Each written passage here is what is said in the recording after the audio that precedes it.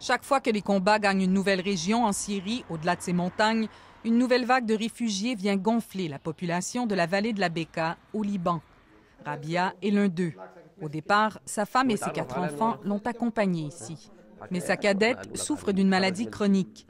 Incapable de payer les frais de ses traitements médicaux au Liban, Rabia a dû renvoyer sa femme et 3 de ses enfants en Syrie. Lui est resté derrière avec Ammar, le plus vieux, pour qui un retour en Syrie aurait été un arrêt de mort, dit son père. C'est un garçon, alors s'il y retourne, il sera forcé de se joindre à l'armée, dit-il. Vous savez, c'est la guerre là-bas. Ammar ne risque donc pas de mourir sur la ligne de front, mais un autre danger le guette. Il est atteint d'un cancer, un lymphome de Hodgkin. Quand il a reçu son diagnostic il y a quelques mois, la famille a voulu de nouveau se réunir au Liban. Trop tard. Depuis janvier dernier, le Liban a mis en place une série de mesures pour freiner le flot de réfugiés syriens qui traversent sa frontière. Selon les chiffres officiels, le Liban accueille au bas mot 1,2 million de Syriens. Ils représentent maintenant 1 personne sur 5 de la population totale.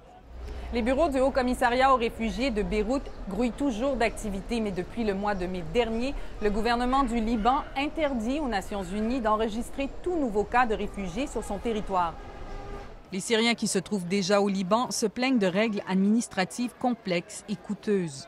Qu'ils soient enregistrés auprès de l'ONU ou pas, ils doivent obtenir des papiers de résidence de la Sûreté générale du Liban. Pour ce faire, il leur faut payer 200 $ et fournir une preuve notariée de logement et souvent la garantie d'un parrain libanais, entre autres conditions. Ce n'est donc pas un hasard si Amnesty International a choisi le Liban pour dévoiler un rapport sur la crise profonde provoquée par un nombre record de réfugiés à l'échelle mondiale. Plus de 50 millions de personnes sont aujourd'hui déracinées par les guerres. Et si le Liban ne rencontre pas entièrement ses obligations légales et morales envers les réfugiés, l'échec nous appartient à tous, dit l'organisme. Ce n'est pas aux pays voisins des pays où il se passe des conflits d'avoir à supporter tout seul le poids de l'accueil des réfugiés. Et clairement, dans le droit international, il y a le devoir d'une solidarité internationale. Aujourd'hui, on sort un rapport où on dit qu'il y a une crise mondiale des réfugiés. 50 millions de personnes sur Terre sont déplacées, 16 millions sont des réfugiés et on n'a aucune réponse concertée, responsable, solidaire de la communauté internationale. L'Arabie saoudite, le Koweït, ils ont beaucoup d'argent et de pétrole, mais ils n'envoient que des couvertures. Je n'ai rien à faire des couvertures, dit Rabia. Ils devraient nous prendre. Ou encore l'Europe. Ils ont beaucoup d'espace. Mais c'est très difficile d'y aller. Mais le plus dur pour Rabia, c'est de ne pouvoir rentrer chez lui.